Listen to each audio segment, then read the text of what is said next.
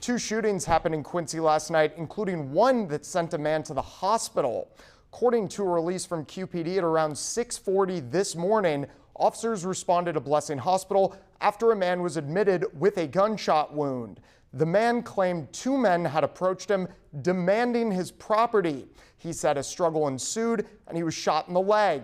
No arrests have been made and no crime scene has been located.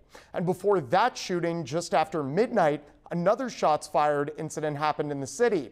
In the release, QPD says officers responded to the 1200 block of North 20th Street for a report of shots fired.